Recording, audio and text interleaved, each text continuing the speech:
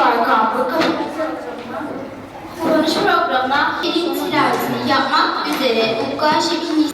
Bismillahirrahmanirrahim.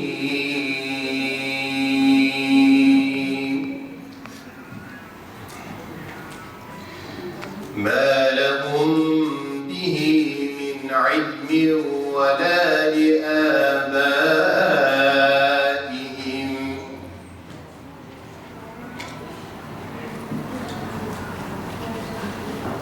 كبرت كلمة تخرج من أفواههم إن يقولون إلا كذبا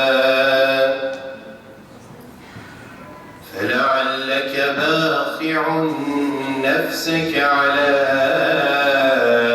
آثارهم إن لم يؤمنوا بهذا الحديث أسفا. Camimizde, gençlik merkezimizde, yaz kurslarında bütün bu faaliyetleri için yapıyoruz. Bizler elhamdülillah Müslümanız. Değil mi? Dolayısıyla bizim için önemli olan iki tane husus var. Peki bu iki husus niçin bizim için önemli? Birincisi, bütün peygamberler için önemli olduğundan dolayı. İkincisi, bize indirilen bütün kitaplarda, yani Kur'an-ı Kerim'dir, İncil'dir, Tevrat'tır, Zebur'dur, bütün kitaplarda geçtiği için. Üçüncüsü, Yüce Rabbimiz, her şeyden önemlisi, Yüce Rabbimiz bunu bize önemli olduğunu belirttiği için. Kur'an-ı Kerim'de Cenab-ı Allah bize ne diyor? Birincisi, iki tane çok önemli şey söylüyor. Birincisi, iman, inanç. Yani Kur'an-ı Kerim ve bütün peygamberler bize Allah'ı tanıtmak için, ona iman etmek için yol göstermeye gelmiş. İmanımız bizim en kıymetlimiz. Peki ikincisi ne? İkincisi de o imanımızın gereği olan yaşam şeklimiz.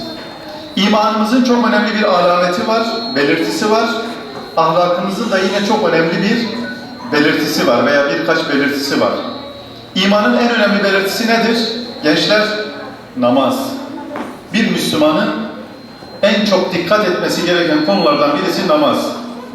Evet erkekler, ezan okunduğu zaman, ya ben bugün hiç olmasa bir vakti camide kılayım, Yunus Hoca'ya uğrayayım, hem bir hasbihal ederim hem de namaz kılarım diyor musunuz?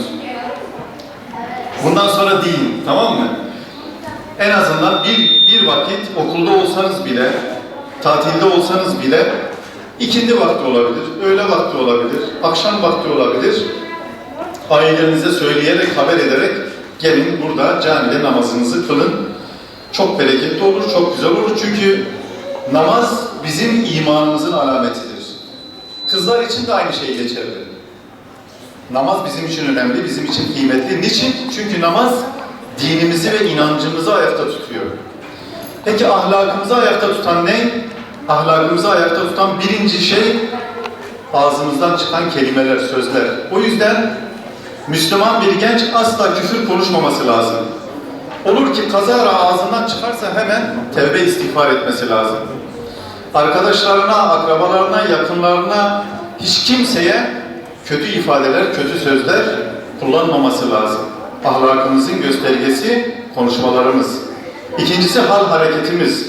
Yaptığımız davranışlar, yaptığımız şeyler dinimize uygun olması lazım. Kızlar tesettüre mümkün mertebe riayet etmesi lazım.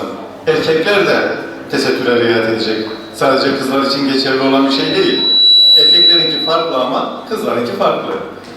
Evet, böylece kısa bir şekilde özetlemiş olalım. Dolayısıyla bizim için en önemli olan iki şey neydi? Bir, iman ve imanın gereği olan namaz. İki, ahlak, ahlakın gereği olan söz ve davranışlarımıza dikkat etmek.